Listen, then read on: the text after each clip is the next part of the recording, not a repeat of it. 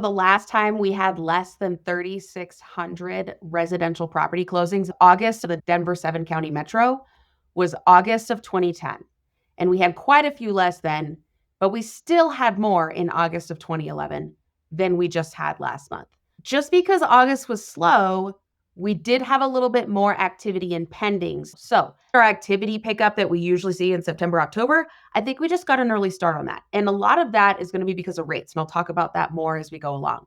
For those that are currently looking to sell their home, I want to let you know just what to expect. I know I'm really zoomed out here because there's a lot of context data that I want to give you this month. There's some interesting things that I definitely am going to let my clients know as ways to use things to their advantage. So if you're looking to be selling your property over the next couple of months, here's what to expect.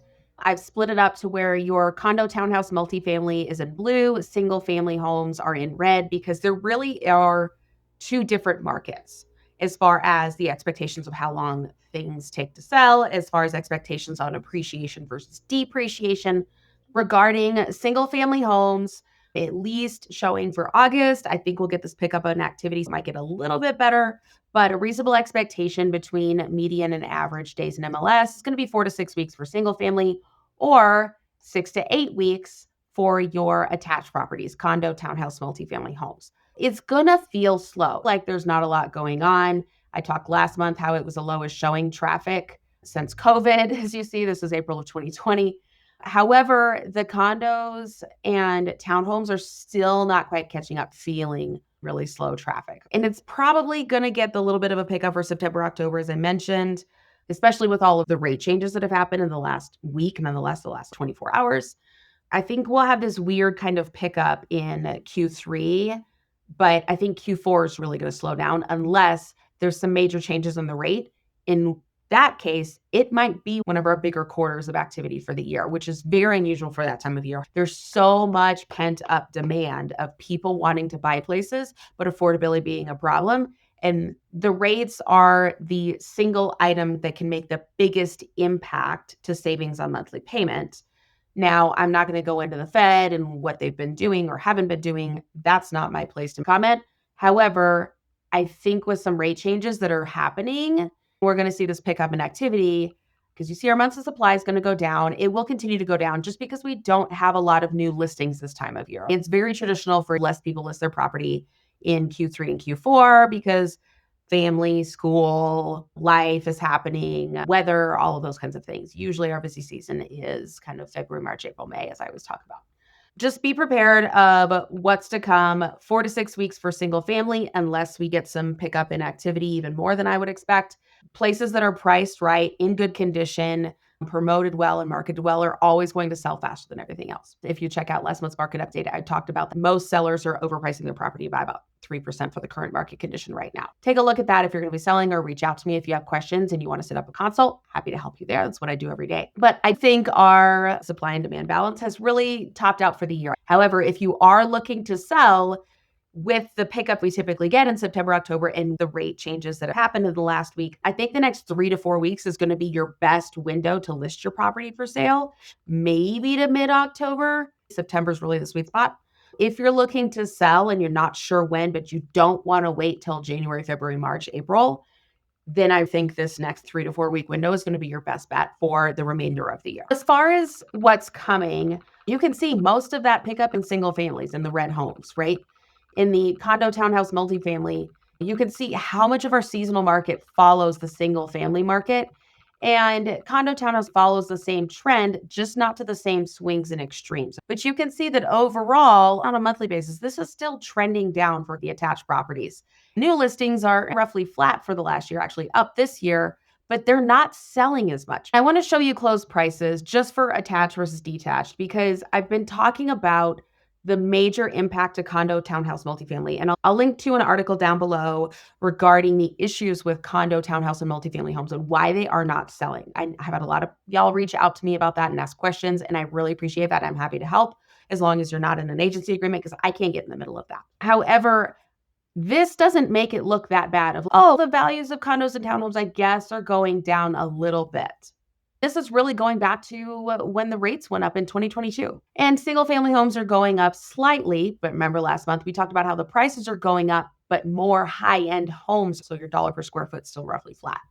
Now, let's look at this on a rolling 3 month, just the condo townhouse market. Is huge, and people are still not talking about it. Average and median price for attached properties in the 7-county Denver metro topped out in June of 22, and we are still not there, and it is getting worse.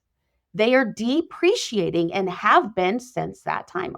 We've gone from a median or average price of almost $500,000 for an attached property in June of 22 down to 433. Okay? That is a massive value and equity drop to people that bought those properties in the last 3 years. I've been talking to a lot of people reaching out to me with concerns about that. Hey, I bought a duplex, I bought a condo, I bought a townhouse in the last 2 or 3 years. I need to sell it. We need to have a serious conversation because you might be upside down on this thing, especially if you did down payment assistance or other things like that. I have another video coming out that once I post it, I'll link it down below regarding short sale options, assumptions, or other options that agents are not talking to their clients about. Or if you are in that situation, you want to talk to me and see what your options are and make a game plan, reach out to me. My contact info is down below. You can pick an appointment on my calendar and we'll talk. However, I want to talk about a lot of the rate impact, and people haven't realized how much better this got in the last 24 hours. So I've pulled up a couple of mortgage rate references that I look at and that the lenders I talk to look at all the time. This one is the Freddie Mac Historical Primary Mortgage Market Survey. You can see people aren't talking about this yet, but they need to be. We're at the lowest rates in the last year. As of Thursday, we're going to look at what happened on Friday, September 5th in a minute. You can see that we're really at the lowest rates since this time last year. It was this exact week last year that over the next 2 weeks, it went down.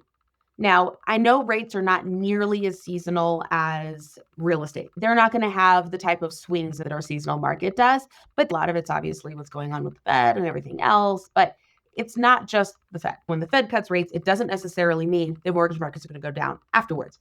When the Fed is talking about cutting rates, that's when the mortgage market reacts prior to. They price those speculations in advance. But look what happened in the last day. The rates went down over 1/8% yesterday. Just yesterday on Friday, when the mortgage markets open on Friday morning. The jobs report came out. There was a lot of discussion about that and the Fed's opinion on their chances of cutting rates are in the next, 10 days or so when the Fed meets. A lot of the mortgage market is already pricing that in. Rates are down almost 0.3 over the last month. I'm looking at a 30-year fixed as a simple number, and over 1/8 in the last 24, almost 48 hours now from Friday morning. Because of that, it takes time for people to realize that's happening. People don't pay attention. It takes time for the news to report on that. It takes time for buyers to say, oh, hey, rates are down. I know the kids are in school. We've been waiting. We haven't been able to afford anything. Let's go see if we can now. So all of those things are playing into this. And those are other factors that are, I think, going to drive more traffic over the next 3, 4, 5 weeks as people wake up. As long as the rates don't swing up and down every day and people are like, I don't know what's going on. I'm just going to sit back and wait it out until it's a little bit more stable. But if they stay in this low 6 or drop even lower into high 5s range, then I think that will definitely drive some activity for that pent up demand to get out and start looking at things. The other thing that I've seen a lot of is new build inventory offering crazy good incentives. So I'm talking 30-year fixed loans with 4.99%, 4.5%. We haven't seen that in so long. New builds are really pushing major incentives. A lot of them are breaking even or losing money to try to keep their crews in business, try to sell the inventory homes that they have. A lot of the activity that I'm seeing right now is in new build inventory because of the rate incentives and affordability, as well as I think new buyer activity is going to come into the market, at least more than we would seasonally expect, just because of these rate changes as the news gets out and agents talk to their clients that have been on the fence. I'm hoping that's good news for sellers that have some stuff sitting on the market. Please make sure your stuff is competitive so when those buyers do come in, you can be cream of the crop and be exactly what people are looking for. If you have any questions or you've been thinking about buying or selling and you want to make a game plan and take advantage of these opportunities as they are happening, reach out to me. I have a contact form down below. You can pick a time right off my calendar and let's connect and talk about it. I want to use these strategic advantages to my clients' advantage to help them accomplish their goals. So anyway, thanks so much for the time. If you have any more questions, reach out and check out this other video. I think you may find some good tips there too.